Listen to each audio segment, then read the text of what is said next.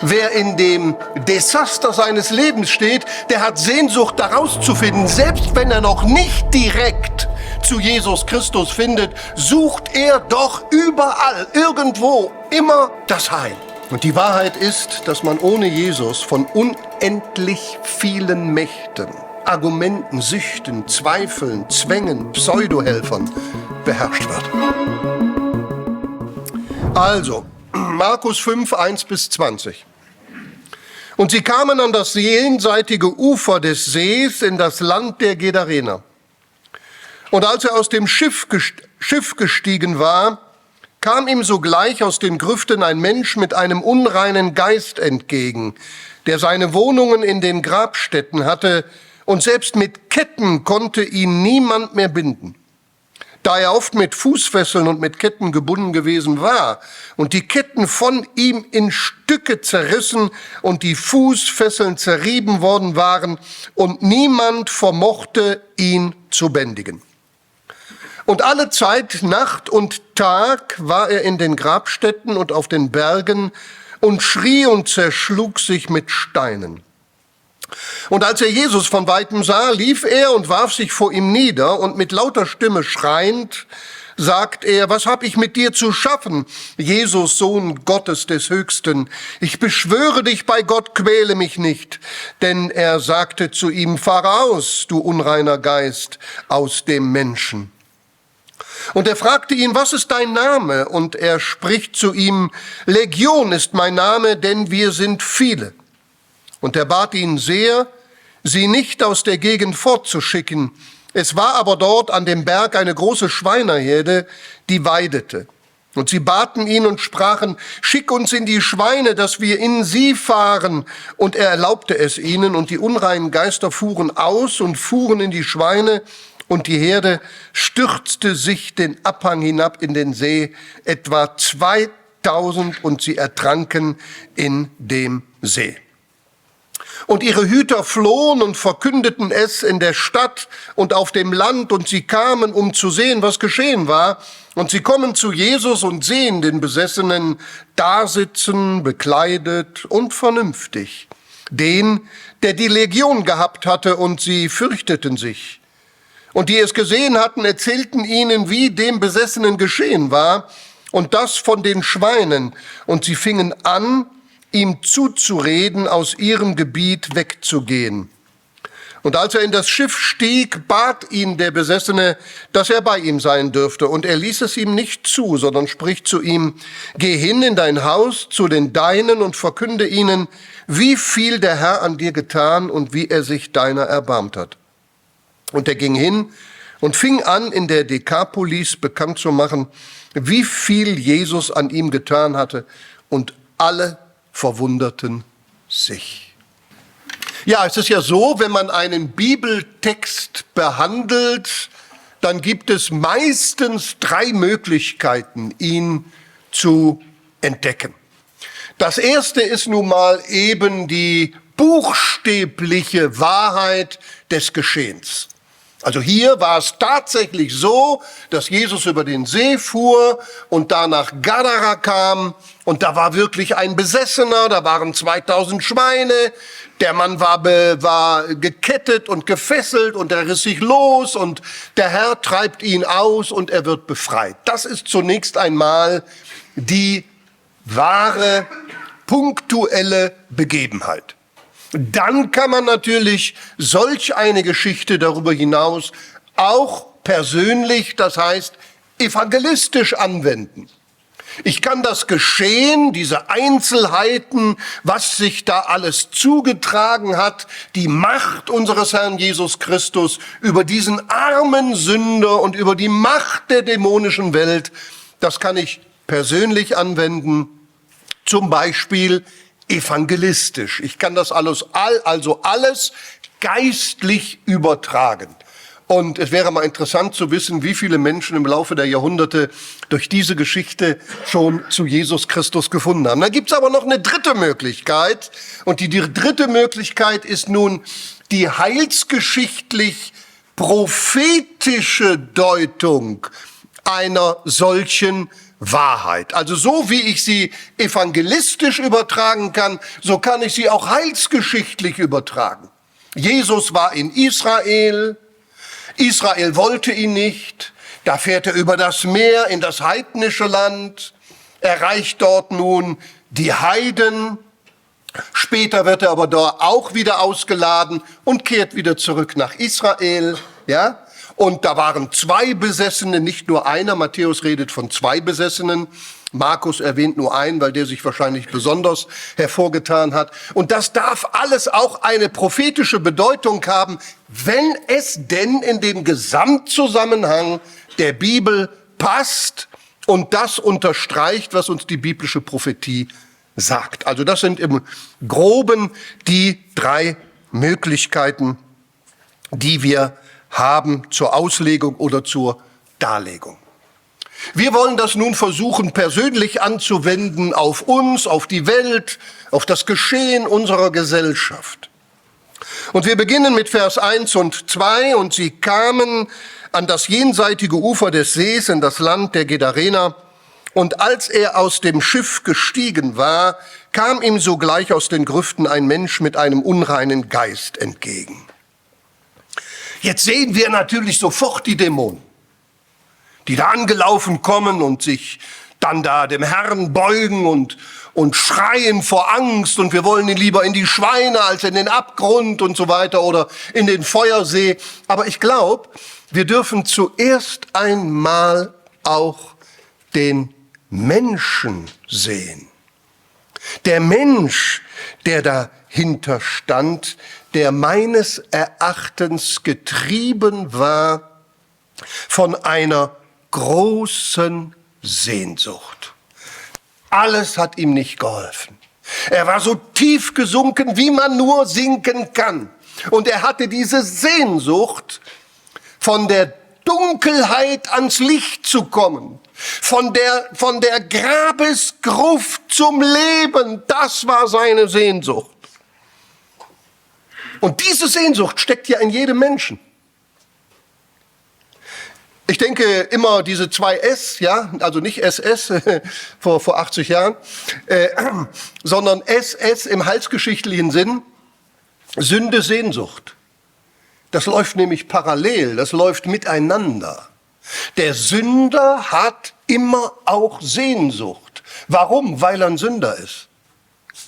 Wer in dem Desaster seines Lebens steht, der hat Sehnsucht, da rauszufinden. Selbst wenn er noch nicht direkt zu Jesus Christus findet, sucht er doch überall, irgendwo, irgendwie, immer das Heil.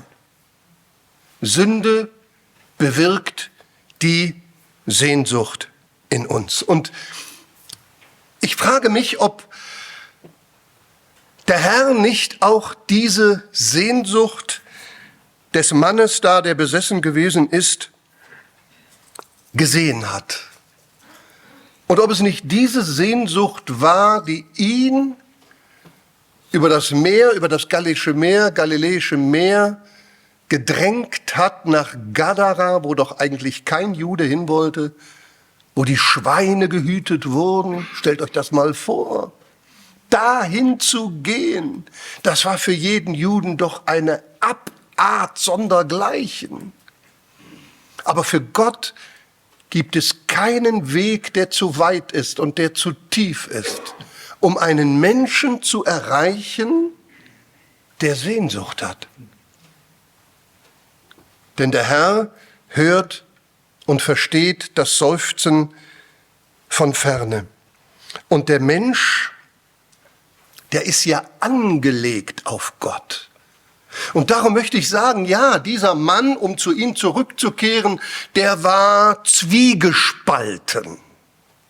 Er war natürlich besessen, sicher, mit einer Legion Dämonen. Stellt euch das mal vor, wir kommen da nachher noch drauf zurück, in einer Person, was da möglich ist in der finsteren Welt. Aber er war schließlich auch noch Mensch, oder nicht? Und ich glaube, dass die schlimmsten Menschen dieser Welt, die brutalsten Verbrecher oder die Menschen, die ganz ganz tief und ganz unten angekommen sind, immer noch auch Menschen sind. Wissen Sie, dieser Mann wurde auch mal geboren. Der ist wahrscheinlich auch mal von der Mutter, wie sagt man, getränkt worden, ja? Der ist vielleicht auch oder wahrscheinlich auch in den ersten Jahren zumindest, bis es zu dem Umbruch kam, gehütet und gepflegt und wahrscheinlich erzogen worden. Vielleicht sogar geliebt worden. Warum denn nicht? Es war immer auch ein Mensch. Aber er war zwiegespalten, weil die Macht der Finsternis in ihm Raum gewonnen hat. Und darum war dieser Mensch, er war fremdgesteuert, er war manipuliert, er war gebraucht, er wurde missbraucht. Und gleichzeitig, ich komme noch mal darauf zurück, war diese Sehnsucht in ihm, heil zu werden. Die Ewigkeit, heißt es im Predigerbuch, Kapitel 3, Vers 11, die Ewigkeit ist dem Menschen ins Herz geschrieben. Ich erinnere mich an einen Prediger, der heute ein großartiger Verkündiger ist des Wortes Gottes, ein Lehrer, vorbildlich. Als er sich noch nicht bekehrt hatte, hat er auch das Heil gesucht. Und er wusste nicht wo. Und er ist bis nach Fernost oder bis nach Asien, bis nach Indien, bis nach Pakistan erreicht, um das Heil zu finden. Und zum Schluss kam er wieder zurück in die Schweiz, wo er gelebt hat. Und da hat das Heil dann gefunden. Er hätte gar nicht so weit reisen müssen, ja? Denn es liegt in Jesus Christus und Jesus ist überall. Also den kann man durchaus auch zu Hause finden. Aber es geht dann weiter. Dieser Mann, der hatte seine Wohnungen in den Grabstätten. Ja, das ist es ja. Schauen wir uns doch um.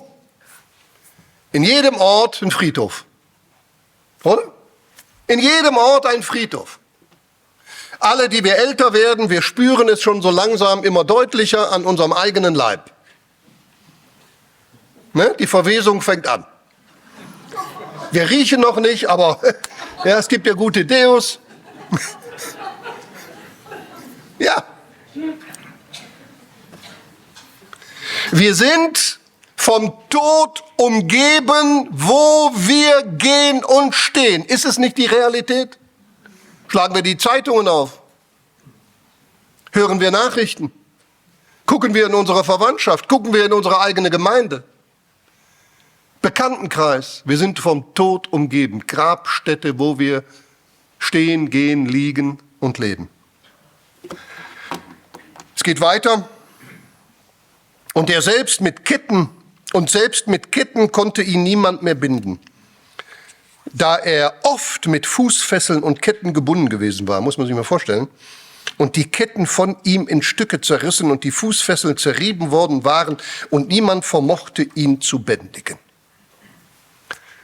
Das ist auch der typisch Mensch. Das hier ist jetzt ein ganz krasses Beispiel. Es muss jetzt nicht bei jedem so krass sein, aber es ist überall die gleiche Basis. Es ist immer die gleiche Basis. Solange man den Erlöser Jesus Christus nicht gefunden hat, ist man gebunden und irgendwo auch unbändig. Und wir werden sogar oft selber nicht Herr über unsere Emotionen oder Lüste oder Anlagen, Veranlagungen, die in unserem Leben sind. Wir werden selber nicht Herr. Der natürliche Mensch, hier den hat man versucht zu beherrschen mit Gewalt. Das waren damals die Methoden, die man angewandt hat. Aber das brachte nichts. Er hat das alles zerrissen, von sich geworfen und so versucht der Mensch auch heute auszubrechen. Warum sind uns denn die Gesetze und Gebote und Vorschriften, warum sind die uns denn gegeben? Weil wir unbändig sind von Natur aus. Wir brauchen Gebote. Wir brauchen Verbote. Wir brauchen Bestimmungen. Wenn es die nicht gibt, selbst haben wir uns ja nicht im Griff. Bei den einen ist das im Großen vielleicht ganz schlimm und sichtbar, bei anderen mehr im Kleinen, bei anderen im Groben, bei anderen im Feinen, bei einen sichtbar, bei anderen vielleicht eher unsichtbar, vielleicht aber heimlich. Und darum ist es unheimlich. Es gibt Schwerverbrecher und es gibt zarte Übertreter. Aber beide sind schuldig. Ja, die Hüter, die da geflohen sind. Waren die denn besser? Wie war das denn mit den wohlsituierten Menschen da, die dann kamen und Jesus gebeten haben, bitte verlass unser Gebiet? Die haben von den Schweinen gelebt, denen ging es vielleicht gut äußerlich. Die sahen top aus. Waren die denn besser als dieser schwer besessene Mensch? Was meinen wir? Denke nicht. Denke nicht. Also ist der Mensch ständig in innerlicher Unruhe und auch äußerlicher Unruhe. Er ist getrieben, er will das Richtige tun, aber er tut immer das Unrichtige, meistens das Unrichtige. Es geht weiter. Und alle Zeit, Nacht und Tag, war er in den Grabstätten und auf den Bergen und schrie und zerschlug sich mit Steinen. Selbstzerstörung. Mich beeindruckt hier das Wort und alle Zeit. Ja, das ist er, der Mensch. Das bist du und ich gewesen, auch vor unserer Bekehrung. Alle Zeit. Wir vermögen nicht, das Gute zu tun. Wir sind alle Zeit böse. Selbst wenn wir meinen, das vermeintlich Gute zu tun, sind wir von Geburt her als Sünder immer unfähig. Alle Zeit. Denn das Sinnen und das des menschlichen Herzens ist böse von Jugend an, sagt die Bibel. Das ist die Feststellung Gottes über den Menschen. Da mag der Mensch sagen, naja, also so schlimm wie der da hier mit 2000 Besessenen. Guck mal hier, ich gehe meinem Beruf nach, ich habe eine vernünftige Familie, ich sorge dafür und trotzdem. Natürlich nicht so schlimm, Gott ist gerecht. Aber alle Zeit. Und dann Nacht und Tag, Grabstätte und Berge. Finde ich auch interessant. Ich würde sagen Tag und Nacht. Aber hier steht Nacht und Tag. Ich würde sagen Berge und Grabstätten. Aber hier steht nein, Grabstätten und Berge. Es ist nicht so, wie wir es uns wünschen. Die Wahrheit sieht anders aus. Der Mensch befindet sich die meiste Zeit, ich sage immer ohne Christus, ohne Heil, ohne Erlösung. Der Mensch befindet sich mehr oder weniger die ganze Zeit in der Nacht. Um zurückzukommen auf diesen Mann Gottes, der da in Indien, Pakistan und so gewesen ist und dann sich bekehrt hat. Es gibt ein wunderschönes Zeugnis von ihm. Er hat gesagt, das war so schlimm und er hatte dann auch leichtere Drogen genommen und so weiter. Und er sagt, er konnte nicht mehr schlafen und er sagt, nachts hat er sich gewünscht, dass es Tag ist. Tag hat er sich gewünscht, dass es Nacht wird. Ja, er fand keine Ruhe und das Leben ging immer kaputter. Es ist ein Auf und Ab, ein Hin und Her, ein Unstetsein und Flüchtigsein. Alle Zeit. Nacht und Tag, Grabstätte und Berge.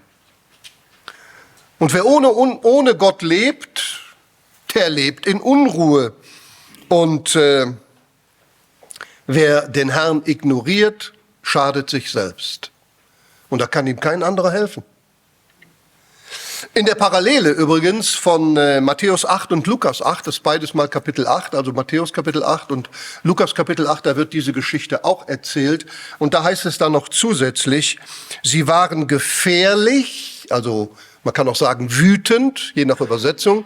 Sie waren gefährlich und sie waren unbekleidet.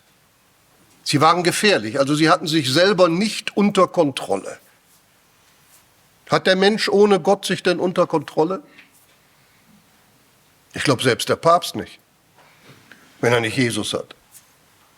Und selbst irgendein Präsident nicht oder Kanzler.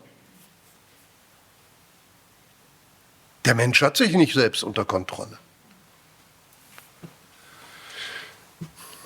Und er ist schutzlos, dem Widersacher ausgeliefert, unbekleidet. Er ist seiner Unschuld beraubt.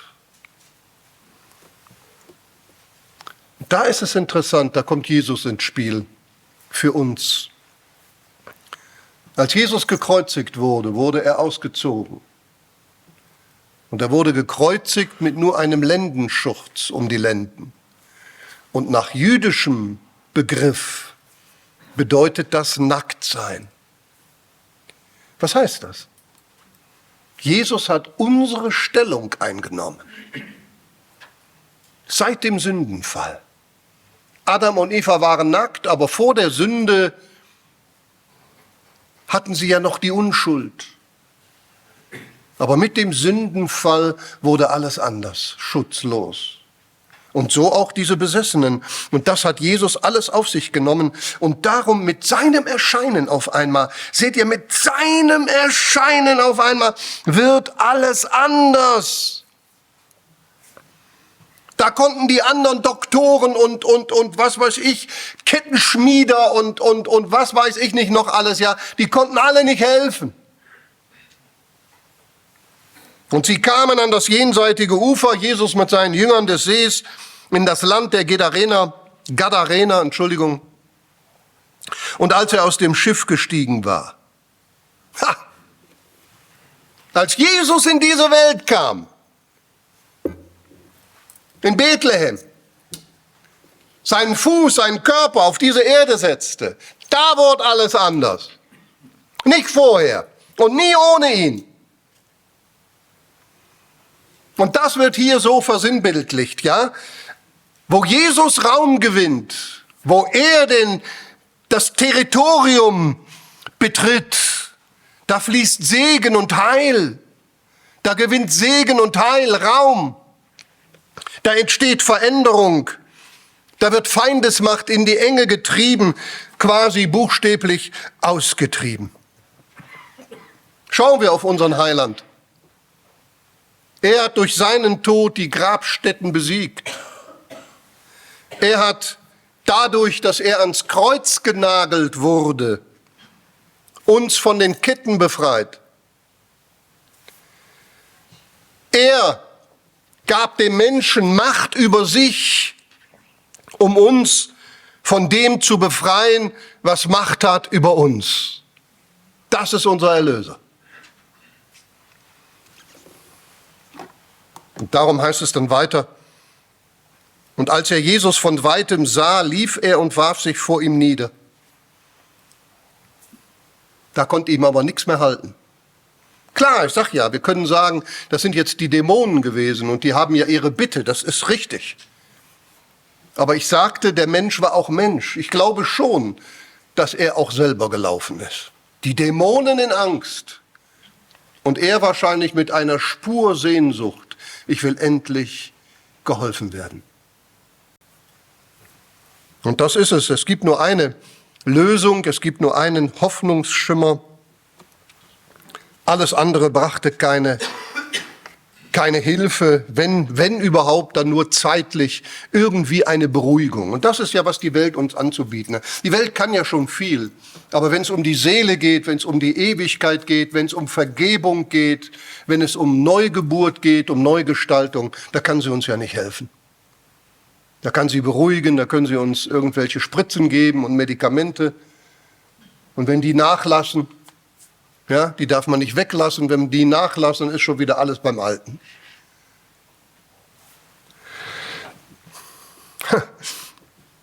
Es gibt unzählige Krankheiten, aber nur eine Gesundheit.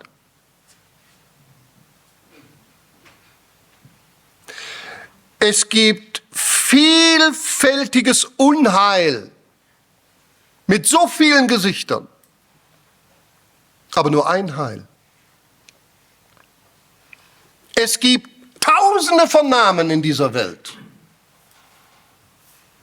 Aber nur einen Namen unter dem Himmel dem Menschen gegeben, wodurch er gerettet werden kann. Und das wird hier sichtbar.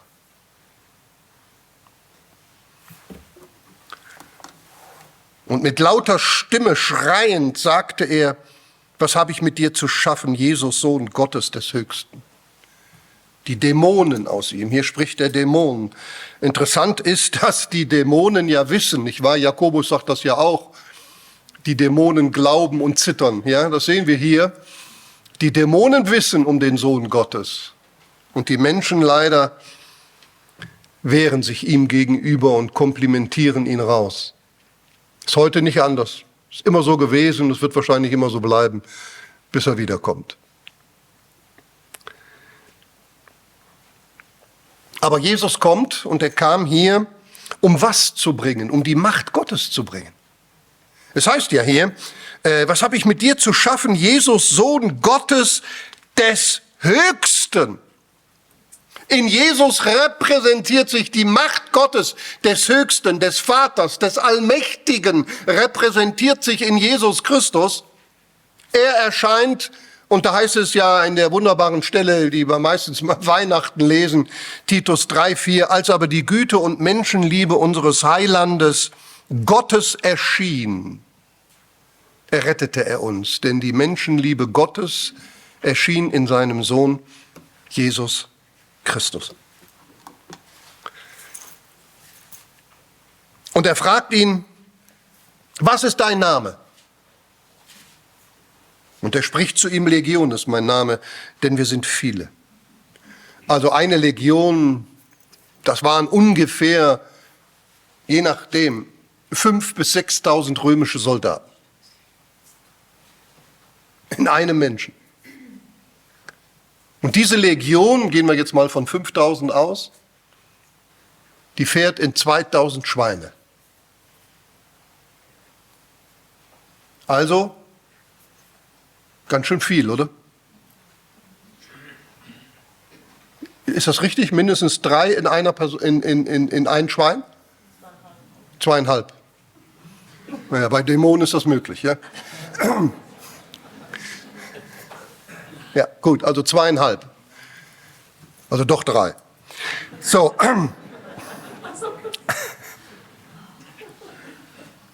Aber interessant ist, ich habe mich da erinnert an die Begebenheit, als der Herr Jesus Christus im Garten Gethsemane war und man ihn gefangen nahm. Und da hat er doch gesagt, ich könnte meinen Vater bitten und er sendet mir mehr als, wer weiß es? 12.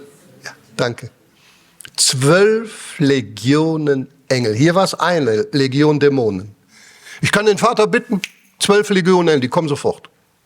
Erinnert ihr euch noch dran, war es bei den Assyrern? War es bei den Assyrern? Ein Engel. 185.000, stimmt's? Hier ist ein bisschen auswendig, hä? 185.000. Zack. Ich kann den Vater bitten um 12 Legionen Engel. Das wäre schlimmer als eine Atombombe, hä? Aber das Schöne ist, dass Jesus, der kommt gerade auf den Punkt. Er hat ihnen ja befohlen, fahrt aus, und dann fragen sie ihn und dann reagiert der Herr und sagt, wie heißt du? Wie heißt du? Ihm ist die Wahrheit wichtig. Ganz wichtig. Und die Wahrheit ist, dass man ohne Jesus von unendlich vielen Mächten, Argumenten, Süchten, Zweifeln, Zwängen, Pseudohelfern beherrscht wird. Das ist die Wahrheit, diese Aussage. Wie heißt du? Und ich glaube, das trifft heilsgeschichtlich den Punkt. Ihr Menschen, ihr seid von so vielem besessen, ohne dämonisch besessen zu sein. Aber von Sünden und von Süchten und von was weiß ich, Pseudohelfern und so weiter und so fort. Aber da ist Jesu Macht. Und damit schließe ich, und die unreinen Geister fuhren aus. Befreiung verschafft Freiheit. Die Legion war weg. Befreiung verschafft Loslösung von menschlichen Manipulationen. Die Hüter flohen. Befreiung verschafft Ruhe. Sie sahen ihn da sitzen. Und wie wild war der vorher? Befreiung verschafft Ordnung. Er war jetzt bekleidet, vorher noch nackt. Befreiung verschafft Neubesinnung. Er war vernünftig.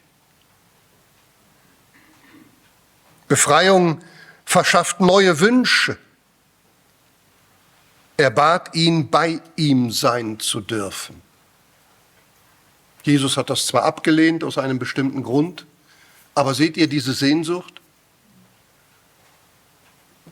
Und Befreiung verschafft neue Prioritäten.